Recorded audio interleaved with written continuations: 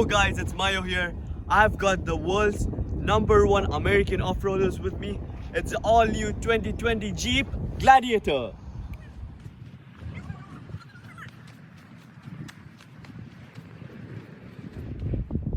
So if we look at the new 2020 Jeep Gladiator, we can see that it has the same front part as the 2018 Jeep GL. We can see this 7-line grille, the whole new LED lights, LED daytime running lights, fog lamps, a rugged bumper. Do you see those massive tires? And these tires just come for Rubicon, and it is the 25-inch tires. It's a complete off-road tire, and if you upgrade this into more, you can get up to 35 inches.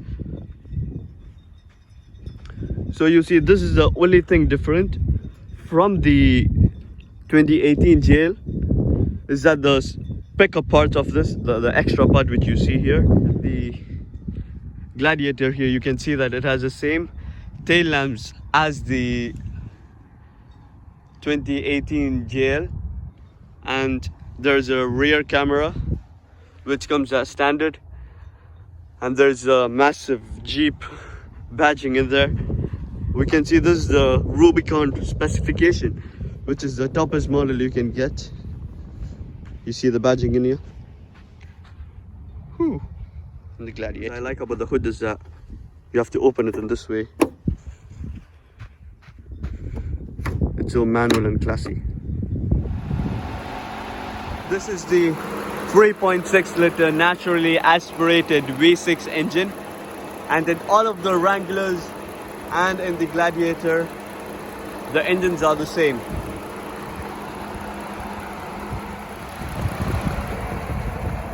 Now this engine has 285 horsepower and it puts almost 353 Newton meters of torque. Yeah, so it's actually quite powerful car for an off-roader. This is the interior of the 2020 Gladiator. It's actually the same as the Wrangler GL, which came up in 2018. The Rubicon and the Sahara package, you get the leather seats, and you can see the Rubicon badging in here, even in the passenger side. This is the 3-spoke steering of the Jeep, and we have all the switches in here on the steering wheel. This is for the controls for the speedometer on your left. Messages, FM, you can change your media here. You can see your fuel consumption and the average it took, everything.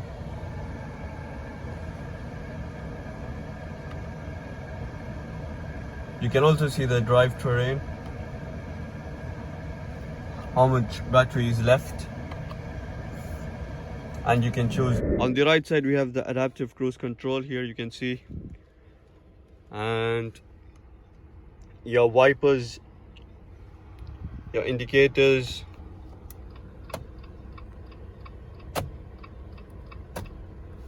we also have blind spot recognition in there. You can see the small triangle thing over there in the top left of the side mirror.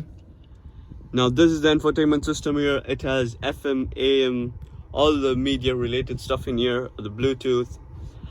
The climate control is here. You can see it has different options, so you can just operate everything. You can increase the temperature, decrease for both the sides. You can take the different alternations for your AC, air vents, and the climate controls are not only here, it's also in here down. So you can also switch here. You can increase the pressure, decrease. You can see 5, 6, 7, it's moving around. Everything is here. Now the volume button, the volume twister is here. You can increase the volume, down, and this is for the tuning. If you're tuning your FM, you can just turn this, and yep. So here we have the Apple CarPlay in here. My phone is not connected, so you guys can actually not see it. And here we have the U-connected apps. We have the front mirror trimmers, these ones here. And we have project manager, off-road pages. We can go through different off-road terrains in here. It has to load. And we also have a navigation system, which is actually quite responsive. Yeah, that's it. And one more thing is that you can see your backup camera from here, and also the front camera, which is actually cool. So here we can see that we can off the traction control, the emergency double indicators, and the parking assist and screen off, all of those stuff in here. And 12-watt lighter socket in here. And pulling down your windows, we have to use the switches in here.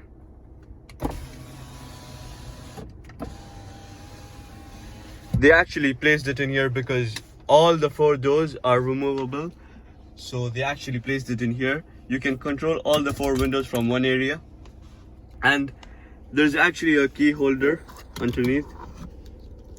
You can hold the key. It's a really rugged key, so massive.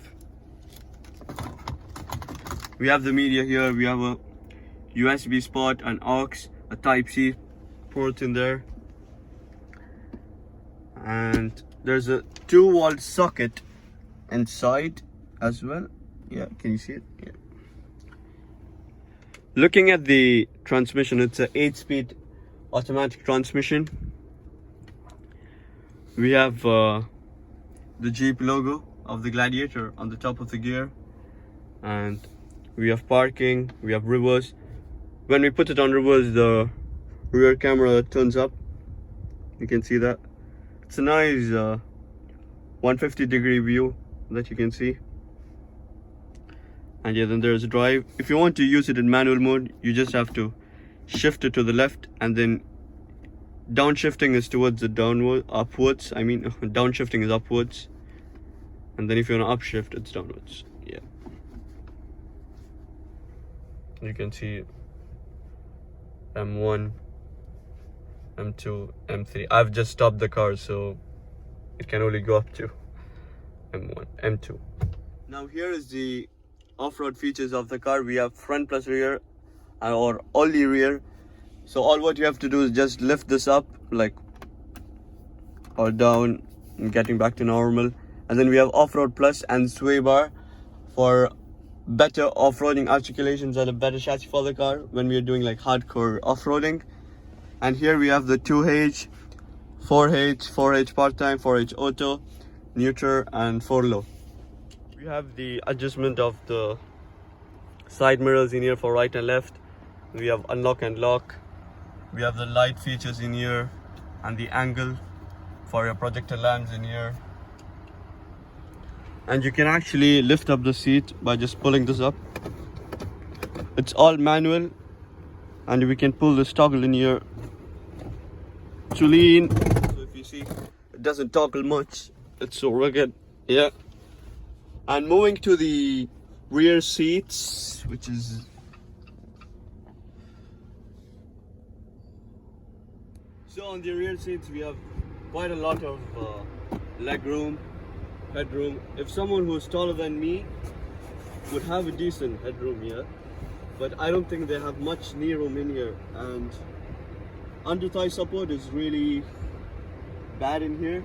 And we have 2 large bottle holders, and if we pull this down, we have 2 cup holders, so you can have a chit chat with a coffee. Yeah. And we have 2 door vents here, I mean rear seat vents. And then we have 2 air vents in here, you can see. 3 people can sit here quite well, even though there's a hump here. There's a lot of leg space down, and you can also stretch your legs quite well. We have the 2 speakers in each corners, you see that. And for the rear side, even though we can remove the doors, they put it all the way on the top here. And yeah, it's a nice wide compartment. So here we have the removable hot tubs. We just have to flick this and flick in all the corners and just push it upwards. Boot space, which we see here.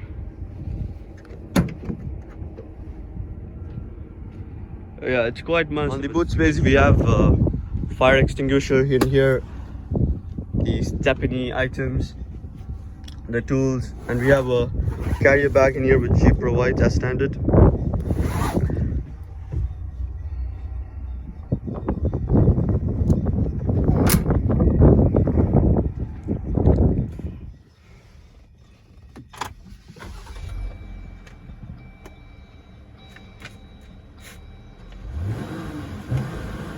It actually has a soft limiter, so it only raises up to 3000 RPM.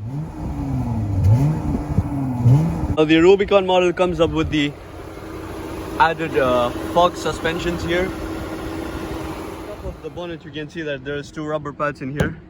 It's just to fold the windshield. You can just actually fold it and make it lie onto the pads here. On the side we have air vents.